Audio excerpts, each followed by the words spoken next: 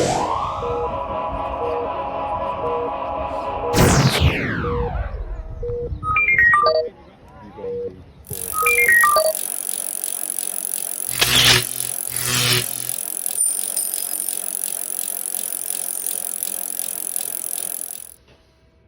folks, I'm back. I'm Chris.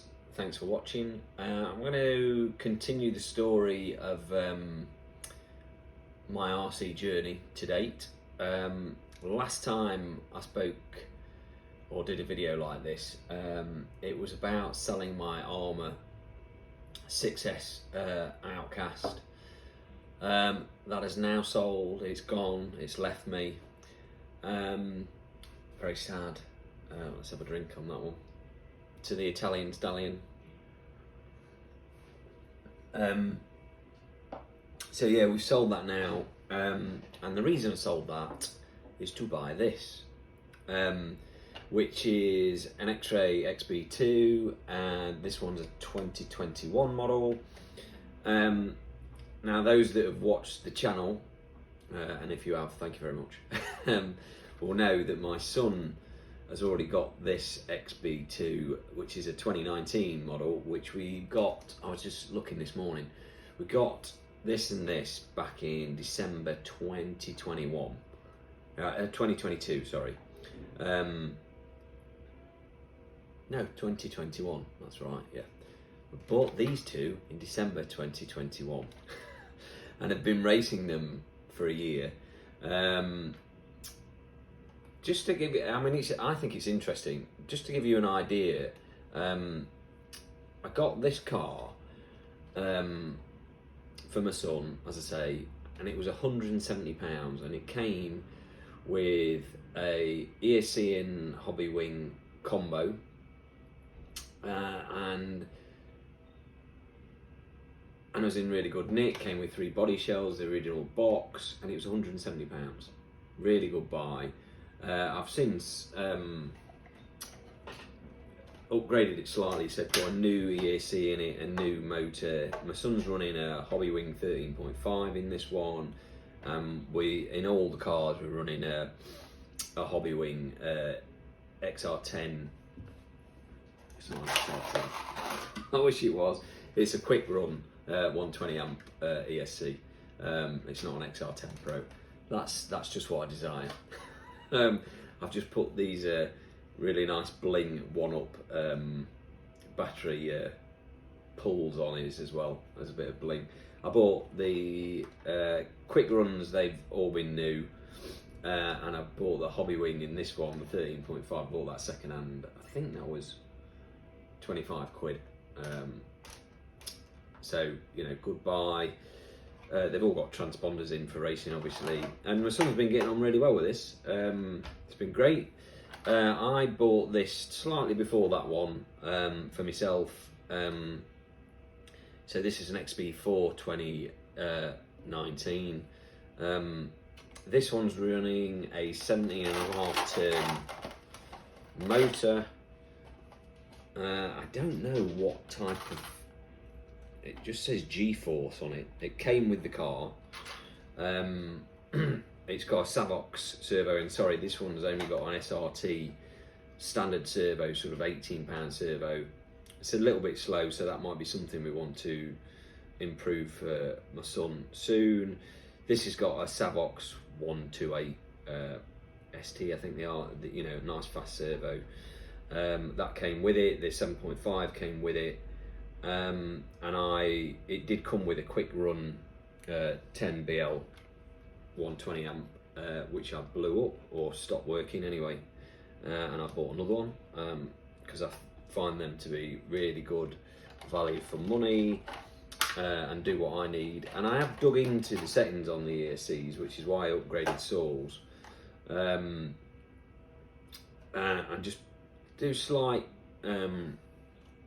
adjustments on the ESC.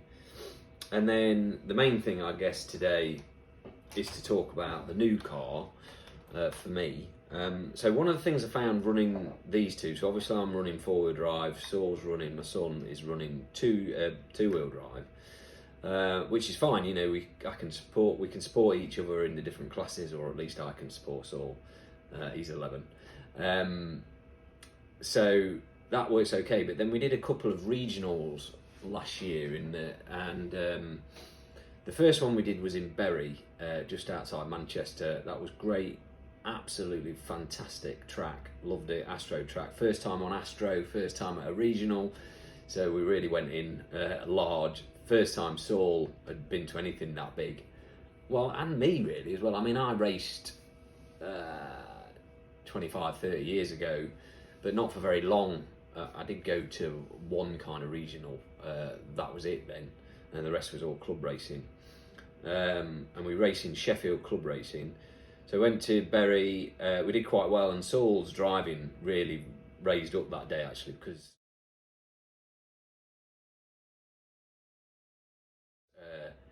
he just saw the sort of seriousness of it, or the importance of it. I mean, we had great fun, it was blazing hot.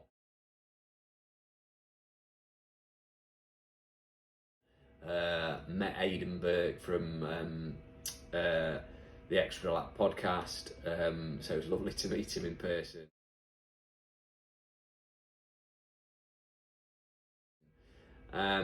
You know, met some fantastic people, and you know, just a great race day. And they ran 2-wheel drive and 4-wheel drive on the same day. It was a very long day, but it meant that we could go together and, you know, race together, which was great. Then I did another regional in Grantham at the A1 track. Now, I was born wasn't born in Grantham, but I lived in Grantham from around the age of 8. And that is actually where I learned or got into RC at Grantham. Not at that track, but you know, in that location. So I wanted to do that. It was obviously in a different region from the first regional, but we weren't really going to compete. We were going for the experience, you know. And that was just 4-wheel drive on that particular day, and it just transpired that Saul had a party to go to and whatever, so he did that and didn't come, and I ran the 4-wheel drive. Actually, I couldn't run in the actual regional. I had to go in the what's it called? Well, the open class. So I just ran in that, and most of the people in it were 2-wheel drive. But anyway, there's a bit of this. You probably know in the UK at the minute, 2-wheel drive is way more popular than 4-wheel drive. I originally bought this 4-wheel drive thinking it would be easier to drive. Sorry, I should have said earlier, this was £300 as the package, and it came with 4 lipos, the motor, the servo,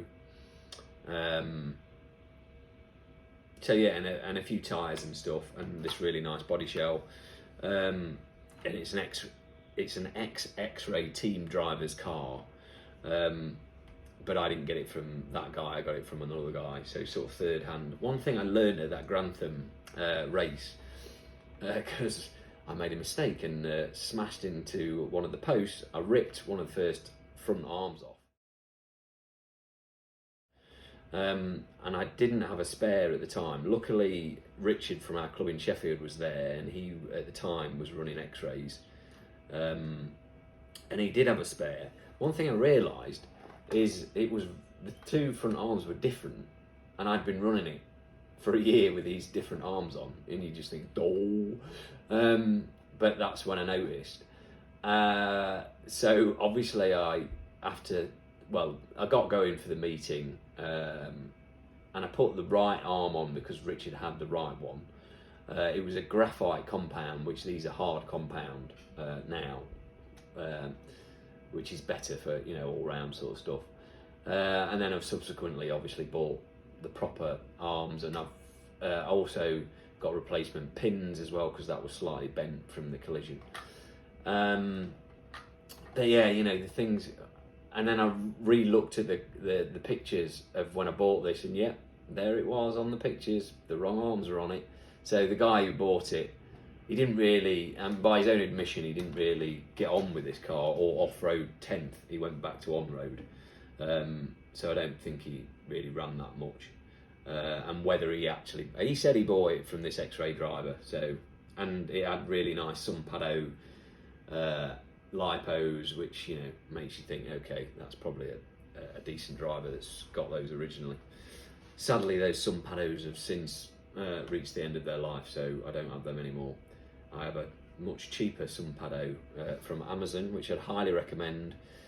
25 quid for a 2S lipo. They are fantastic for that price. You just can't fault them. They've not got quite as much oomph as an Intellect, but at my level, that's fine. So anyway, that's the four-wheel drive, and why I was telling that tale. So this year I thought, well, I'd like to drive with my son, I'd like to go to some more regionals, and fantastic news, Sheffield is doing its very first regional race this year at the end of April. 2023, that is. They are doing four-wheel drive on the Saturday, and then they're doing two-wheel drive on the Sunday. And I'll probably do both for that because I'm in Sheffield, but it will mean obviously on the four-wheel drive day Saul won't run. He might run in the open class, I guess, but at least if we do another regional elsewhere, which I do hope we can do, there's some interesting tracks in our region, in the Mid-East region this year, we can both go and we can run our two-wheel drives, because most of the other regionals like Sheffield are doing separate days for each class. I probably can't, because of my circumstances, and I'm sure some of you might have the same circumstances. 2 days at a race meeting goes down like a lead balloon with the wife. 1 day at a race meeting doesn't go down particularly well, but 2 days over a weekend is almost like, you know, you're having a laugh, kidder. I might be able to get away with Sheffield, but, you know, anyway. So these were bought in December 2021. We've got that clear now, haven't we, everybody? This I bought in December 2022, so it's a year on. This is an XB2 2021, so the only major difference really, well, there's a few, but the chassis's got a slight curve on it on this one. Obviously it's updated slightly everywhere. You can raise and lower the rear diff on this one. The shell it came with isn't this one. This is actually a shell that came with my son's a couple of years ago.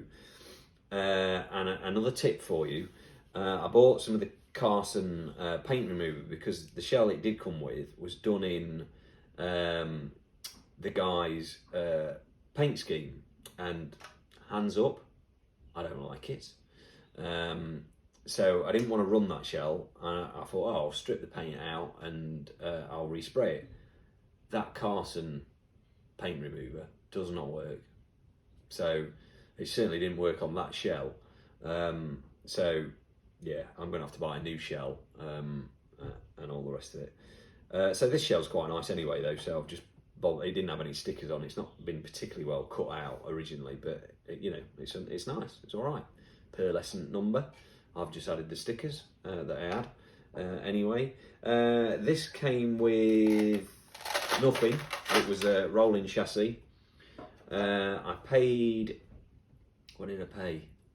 I paid £170 for this, for the rolling chassis. So that I paid £170 for a year previous, and it came with motor, ESC, and ESC.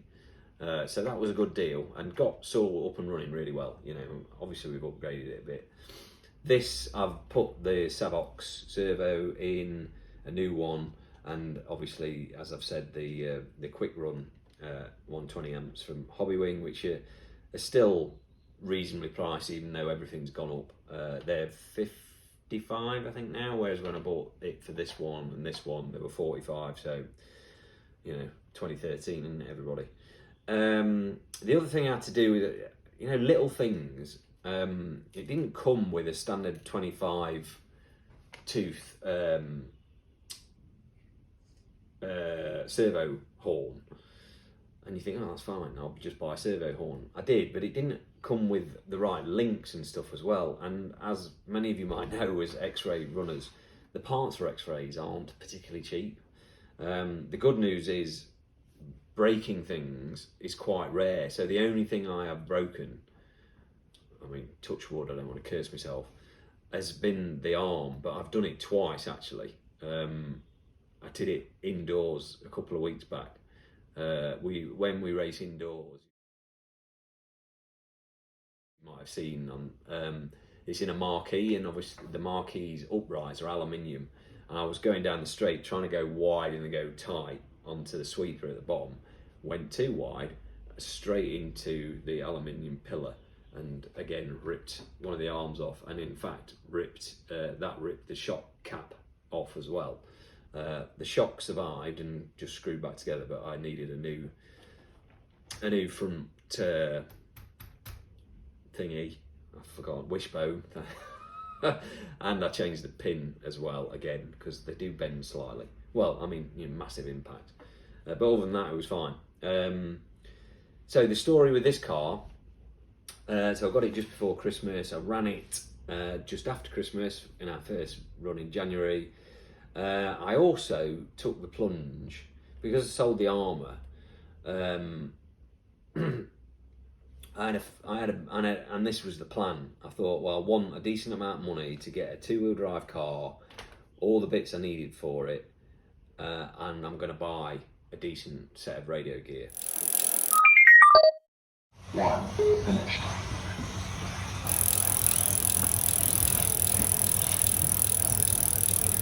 Two, finished. Race off.